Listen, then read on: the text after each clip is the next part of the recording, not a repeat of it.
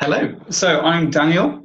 I'm obviously a team member at Growth Engineering here, and I do a lot of the work relating to content. So I create a lot of our in-house e-learning materials, and I also do a lot of work for our clients, which means I've learned how to use our own authoring tools really well. I love the tool. It's great fun to use, and I'm looking forward to giving you a quick walk around tour of how to use it and what makes Genie such a special and unique authoring tool in the current marketplace. So first off, I'd like to just give a few overall points. And all of them are generally around the message that Genie makes creating fun content really simple, and it makes creating fun content really easy. I think part of what makes Genie so unique is it doesn't just make creating the content fun easy, it actually makes creating the content a really enjoyable experience. As you can see on the screen right now, you can see that it's covered in gamification features. There's badges, achievements, a leaderboard, a news feed. So what you can see here is that if I want to, I can inspire my team with a message. In this case, I might type, "You guys are the best." Or alternatively, I can add award badges and earn badges. And I can climb the leaderboard here. So you can see Juliet, Sam, Harry currently ahead of me. So it's really important to realize that Genie incentivizes people to use the tool and create content, which is something you won't find on other tools. And when I say it's simple, it's probably perhaps the only tool for creating e-learning content that you'll find on the market that children would be able to pick up and use. Other tools, like some of our competitors, can take up to 3 days training to learn how to use. Genie you can pick up and use without instruction. It's so simple and so intuitive that you'll be able to create engaging, attractive, gamified content in a matter of minutes. I can even create a 10-minute micro unit in under an hour, which is incredibly swift. Just adding that, you don't need to have any coding knowledge. If you do, then that's great. But you don't need to use that when creating your training, which is super helpful, particularly because I don't actually know how to code. And then another thing that makes it great fun to use is it's completely collaborative. As you can see here, there are some of my content creating partners who also create content. If I wanted to, we could work on a project together. I could add them as an editor. I'll show you how to do that now, actually. All I have to do is simply click the drop-down menu. And in this case, so that you can see I'm working on this project here with my colleague Matt, and perhaps a few others as well. And then all I'd have to do is just add in, if I put in someone else's name, then they come up and I'd add them. It's so simple to do. And being collaborative means that if you've got school kids who want to work on a project together, or if you've got experts who you want to create content with, then you simply just add them as content creators and get started. And then finally, Genie really comes into its own when you combine it with our other learning technologies like the Academy LMS and the Knowledge Arcade. It becomes even more engaging, even more fun to use because they're so connected and they've got so much going on. And our beliefs and our values, we believe in engagement, which means we love gamification, social learning, personalization. That's the lifeblood of our 3 products, and it's consistent across all of them. And finally, let's get started with a dive into a quest, see how it works, what it looks like. We'll start with this one here, just because it's here. So this one is about gamification. Let's take a look. So it's just loading. But what we're doing here is we're previewing it. This means that we can see what the quest might look like when it's finished. Right now, we're using a really simple template. So this is just one of our ordinary templates, which doesn't have a game template attached. I'll go into that in a bit more detail in a second. So you can see here, being asked a question. There's a bonus points timer ticking down to add an element of pressure. And it's asking me how we define gamification. In this case, the application of game mechanics to non-gaming environments, making difficult tasks more palatable. That's exactly how we define it. So I'm going to click true. Boom, exactly right. And here you've got some positive feedback, so that's great. And had I got it wrong, like I'm about to do now, you see it would give me some feedback there. Some more game questions here. So Scouts have been using game mechanics for longer than video games have even existed. But which game mechanics have they been using? We scroll down, you've got points, levels, leaderboards, badges. Actually, it's all of those. So I'm just going to quickly select those. So you can see game mechanics have been used to engage children, adults, learners for generations. You can even see the game mechanics in the military. So it's really exciting to see. Now I'm just going to open this Quest editor up now.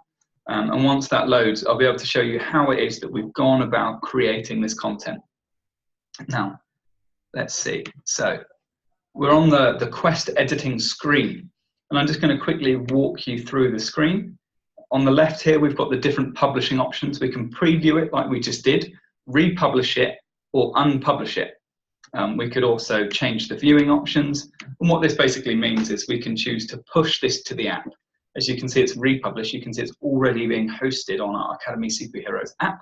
I could also unpublish it, so stop it being published, or I could make some changes and update it and then republish it. So it's incredibly easy. In this case, it's literally a click of a button to push it out to the Knowledge Arcade. A really good example of how our products work so perfectly in tandem. And then moving on, you can see over here how we navigate through content. You can scroll through like that, or jump straight to slide 6, or of course, use this little panel over there. And then here we've got the quest details. So quest details are information which tell you about the quest. So when the learner opens it up, this is what they'll see. And it's what you need to create to engage your learners. So in this case, you'll click the thing there if you want to change the image, and you can change it anything you want to. You can add a title. Now, I like to think that titles should be engaging, and they should get your attention, a bit like a newspaper headline. They should make you want to read it. And then looking at this, we've got a little description of the content. Now, what goes in here, in my mind, is what we call the what's in it for me. So this is where learners should read about a unit and immediately know what they will get out of it. So, you know, you might put in some learning objectives in there, but make sure that the learning objectives grab their attention and make them want to crack on with the content. And then moving down, you can see that we've got slides, configure slide, and settings. Slides is where you can add new content, you can arrange it and order it. Configure slide is where you'll take the content you've created and you can make changes to it. So if we look at this, you've got all the text editing functions that you expect from Word. You can see bold, italics, underline. You can also align things, bullet points, numbering, everything you're used to. And then if you want to, we've also got settings. Moving into settings, you can add badges, points, leaderboards, wildcards, all sorts of things. But we're going to go into a bit more detail on that in a second, so not to worry about that right now. And then finally, looking at the slides, we'll go back and add some content. So add new content. What options do we have? We've got documents, text, audio, image, video, and questions. You'll obviously immediately have a great idea of how these could be useful. Just looking at documents, a great way you might use a document if you're at a school is you could put together a unit, and then at the end you might add some revision notes or something like that if they want to print them off, or you could add a PDF of some test cards, or, you know, there's a whole world of different ways that you could integrate documents into your content. Alternatively, you know, text is what we've been looking at. A text is a very simple slide where you've got the wording and you have a title, but you don't have any extra features added. Very useful, but obviously not too innovative or exciting. Looking at the audio slide, if you wanted to add, you could add a podcast, or you could add some voiceover clips, or if you wanted to add a little clip of someone explaining something in a bit more detail, then this is a great way to take some otherwise perhaps unengaging content and make it a bit more exciting, a bit more personal, and give it that human touch. Of course, images, you can see what an image slide looks like over here. You can use them in all sorts of different ways. You could add a whole screen image that may be an infographic, or you could add some images that are in themselves there just to be exciting, add some color, add a splash of excitement to the screen, or alternatively, you could add some images that are there to instruct learners. And you can also add images to questions and to all sorts of other things. So images are obviously a really helpful instructional tool. And then you can add videos. They do very much the same thing as images. It's important to know that when you add an image or a video, you can have text underneath it. So perhaps with a video, you might say, watch this great video on how to complete long-form equations. And then in the text, it would say, make sure as you're watching the video to note these 5 things. And then you can have the 5 key points your learners should take from that video. Or alternatively, you could ask questions, help them engage with it, all sorts of different things you could do there. And then moving on, we've got questions. So questions are obviously super useful. What question types have we got on offer? Well, we've got yes, no, true, false, multi-choice, mix, match, text, discovery method, and dialogue. You could sort of split our questions into 3 different categories. You could say that we've got the qualitative ones on the one hand.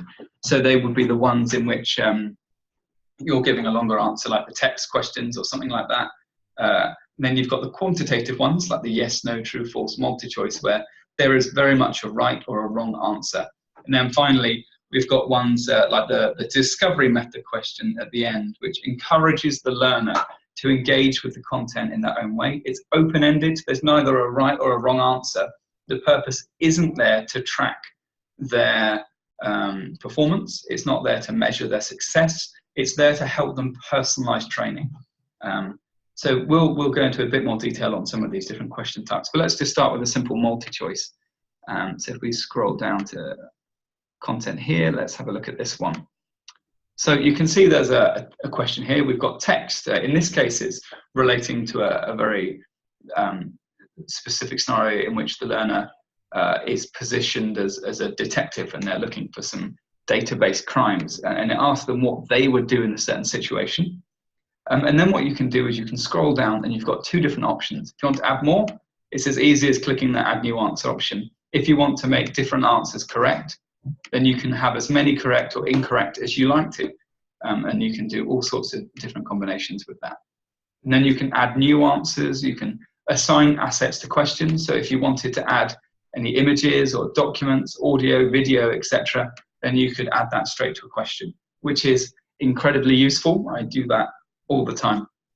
And then moving down here, you've got positive and negative feedback. So that's a great chance to encourage the learner to think about what they've done, and if they've done well, to build on that. If they've not done quite so well, to encourage them and give them some guidance on how they can improve, which is where assigning assets is, again, really helpful. You might add a document with some pointers, or you might add an image telling them to go back to Unit 3 and revise, or something like that.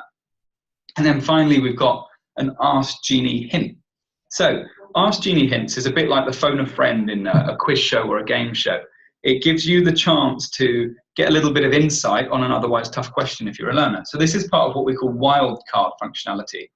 If a learner's struggling, they can play one of 2 wildcards, the 50-50, which removes half of the incorrect options, or they can ask Genie for a hint.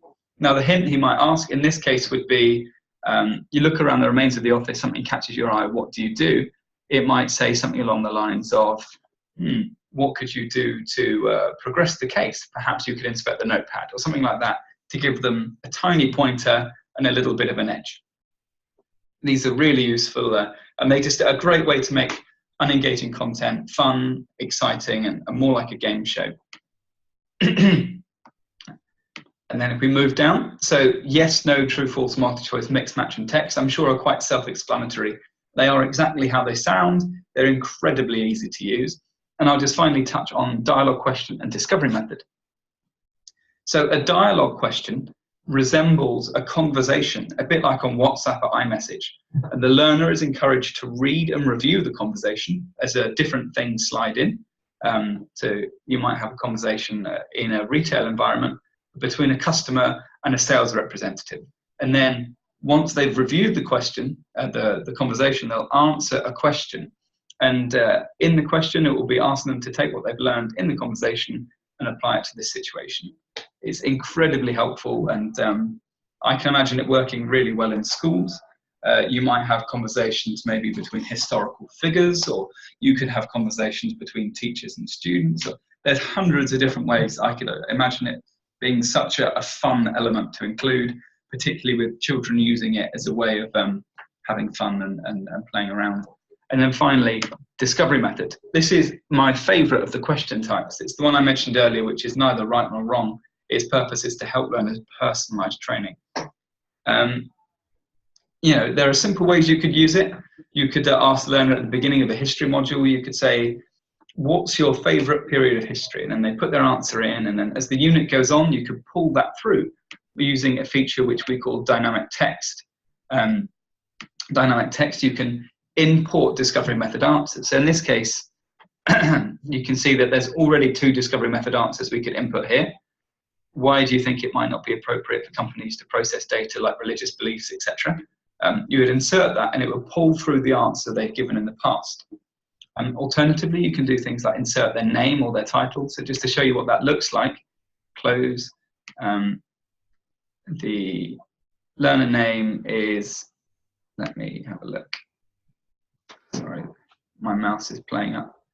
It's just appeared here in the middle, which is not very helpful, but we will, that's my fault for having the cursor there. Now, if you look, it says GDPR, which is the name of the person this account belongs to. So that's a really great way of making content just a tiny bit more personal for your learners, making it more human. Instead of it saying learner or student at the beginning, it can actually address them directly as Daniel or GDPR or whatever their name might be. So yeah, discovery method is a fantastic way of engaging your learners. Having looked at different content types and having looked at all these different options, now going to look at some of the gamification functionality on Genie. So if we look, we've got questions, and you can see the bonus points timer we looked at sliding down here. So bonus points are a way to add an element of excitement to a unit. What they do is they will have your learners basically race against the clock to get the correct answer. And if they get it right, they get even more points. So if I answered it now, I get 7 points, 6 points, etc. And I find that for me, they're one of the elements that really brings content to life. We can also award points for, just scrolling down, for actually getting the question right. So using a combination of awarding points for being correct and awarding points for doing it quickly, you can create the perfect reward balance. It's really helpful. And then you can also add things like a badge. So if your learner was to have done really well, then you just pop a badge on and reward them for it. So in this case, you might say gamification sensation, put that in the title. And then in the description, you'd say something like, you're a learning legend. You nailed it, or something like that. And then you just add an image, and it's as simple as that. They're going through the content, all of a sudden, they answer a question right. And then to all sorts of excitement, they're awarded this badge with some confetti falling and all that sort of thing. And it's just a great way to make them feel special and rewarded for having done something good.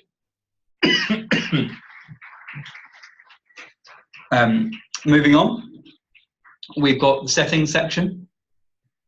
And here we can add points to the unit. So if we add points, and that'll be if they get the whole content correct, they'll be awarded a certain amount of points. So we can add badges to the unit so that when they finish the unit, they're awarded a badge.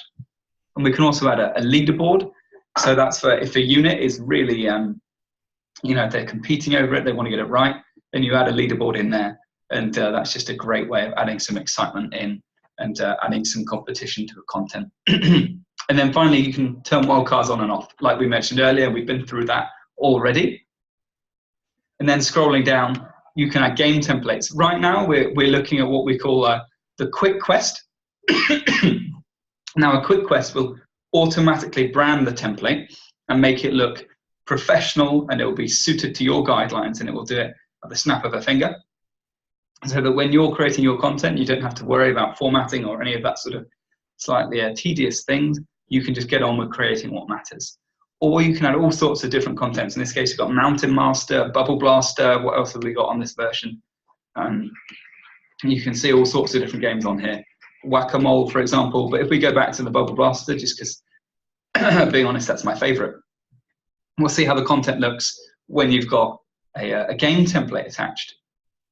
And then we'll finish. So we click preview. Just wait for it to load. And now that it tells you how to play, you've got some instructions, but we'll skip those because I'm well versed in this. And then going through, we basically aim to pop the bubbles and unlock content. So again, we've been with this question, but you can see how the content is delivered as you get the bubbles correct. Perfect. So thank you so much for listening. I hope you can see how easy and fun the tool is to use. And good luck and have fun using it.